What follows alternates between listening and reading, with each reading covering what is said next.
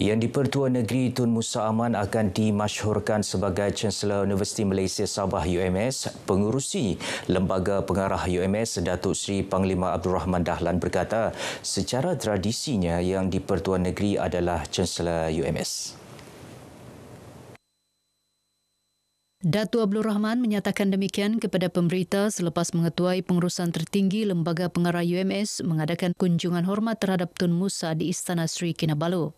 InsyaAllah selepas hari raya nanti, beliau akan dimasyhurkan sebagai Chancellor secara rasmi dan kita akan buat satu program dan acara yang gilang gemilang di Universiti Malaysia Sabah untuk menerima Chancellor yang keempat. Kunjungan ini bagi memaklumkan Tun Musa berhubung pemasyhuran tersebut. Datuk Abdul Rahman yakin Tun Musa mampu membawa UMS ke tahap prestasi lebih cemerlang berdasarkan pengalaman sebelum ini sebagai Ketua Menteri. Sementara itu, UMS akan memulakan perancangan untuk pewujudan fakulti dan program seni bina dan veterinar tahun ini. Naib Chancellernya Profesor Datuk Dr. Kasim Mansur berkata ia merupakan sebahagian daripada perancangan utama yang akan dilaksanakan tahun ini.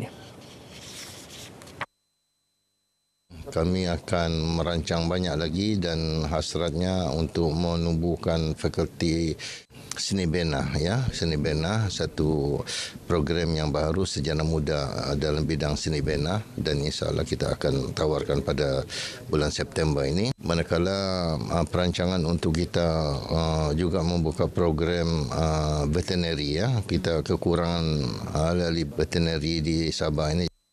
Sementara itu, bagi menjayakan agenda keterjaminan makanan, UMS menerusi Fakulti Pertanian Lestari dan juga Institut Penyelidikan Marin Borneo akan bekerjasama dengan kerajaan negeri. Datuk Dr. Kasim berkata perancangan itu dimaklumkan kepada Yang di-Pertua Negeri Tun Musa Aman semasa kunjungan hormat UMS di Istana Sri Kinabalu. Beliau yakin UMS akan terus mencapai kecermelangan dalam pelbagai bidang dan anugerah dalam dan luar negara. Skim harga maksimum musim perayaan SHMMP Tahun Baru Cina 2025 berkuat kuasa bermula semalam hingga 2 Februari 2025. Sebanyak 12 jenis barangan telah diwartakan dalam SHMMP itu. Antaranya termasuklah ikan bawal putih, udang putih besar, bawang putih dari China, lobak merah, halia tua import dan kepak ayam. Pengarah Kementerian Perdagangan Dalam Negeri dan Kos-Sara Hidup KPDN Sabah Syahril Nizam Sahidin berkata pihaknya menggerakkan 204 pegawai penguatkuasa dan 72 pegawai pemantau harga di seluruh negeri.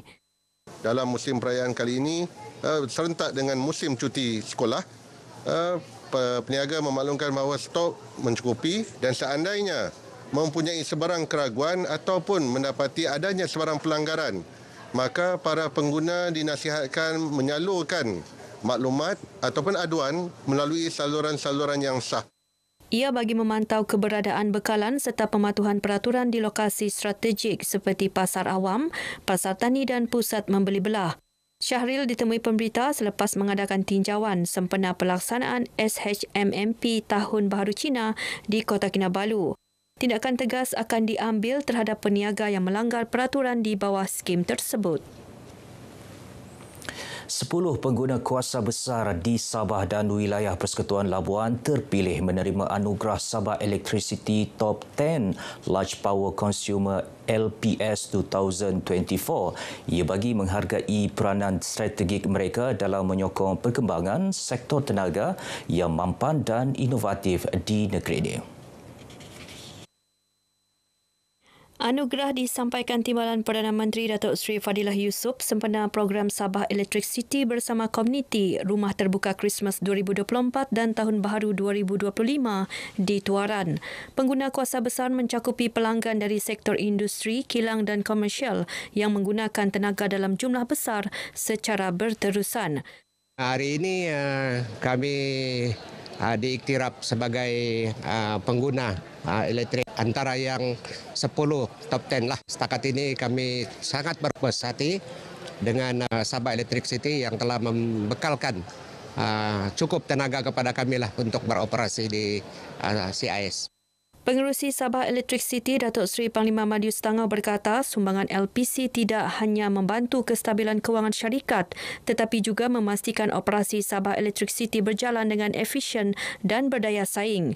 Dalam pada itu, beliau berkata bagi mencapai kestabilan grid mampan, Sabah Electric City perlu meningkatkan kapasiti asas kepada 1,298 megawatt menjelang tahun 2035 iaitu peningkatan 31%.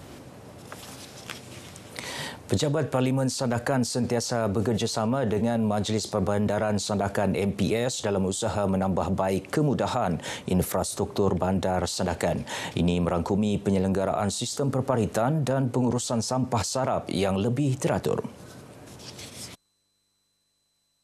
Ahli Parlimen Sandakan Vivian Wong Sherry berkata kerjasama ini penting bagi mengembalikan keceriaan serta keindahan daerah Sandakan yang digelar sebagai Little Hong Kong. So there's a lot of effort that we need kerjasama dengan MPS, bagi kerjasama dengan ahli parlimen dan adun-adun di sekitar sebab kami memang tahu masalah di Sandakan dan kami perlu kerjasama yang sebaiknya dengan Majlis Perbandaran Sandakan untuk menyelesaikan masalah-masalah ini. Vivian ditemui pemberita sempena Karnival Harapan Tahun Baru Cina 2025 di Batu Empat Sandakan. Sebanyak 88 gerai menjual pelbagai makanan dan keperluan harian menyertai Karnival Harapan selama 3 hari yang diadakan sempena perayaan Tahun Baru Cina. Kita mempunyai pelbagai jenis gerai-gerai. Kita ada keunikan makanan tradisional yang biasanya kita hanya boleh dapat semasa waktu perayaan saja. Setahun depan kita berharap kita dapat mencecah KPI kita yang baru 108. Kemeriahan sambutan Tahun Baharu Cina yang menjelang tiba semakin dirasai. Di Sandakan, adun dilantik Datuk Jafari William bersama Ahli Jawatan Kuasa Pusat Khidmat Masyarakat menyantuni masyarakat di sekitar kawasan Batu Lapan. Sebanyak 3,000 biji limau mandarin dan 1,000 keping kalender diagihkan kepada peniaga dan pengunjung di sekitar Pasar Basah dan premis perniagaan sempena program tinjauan mesra tersebut.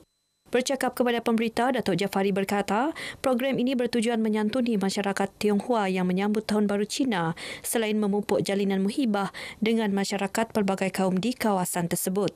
Alhamdulillah kita nampak masyarakat kita di Sabah ini sentiasa mengadakan silaturahim, begitu mementingkan apa semua perayaan mereka akan sambut macam keluarga begitu. Tinjauan mesra ini merupakan acara tahunan Pusat Khidmat Masyarakat Adun Dilantik bagi kawasan Dun Gumgung. Saya YB Datuk Jafari William bersama Datin Nurul Laina bersama Ahli Jawatan Kuasa Pusat Khidmat Adun Dilantik mengucapkan Selamat Tahun Baru Cina.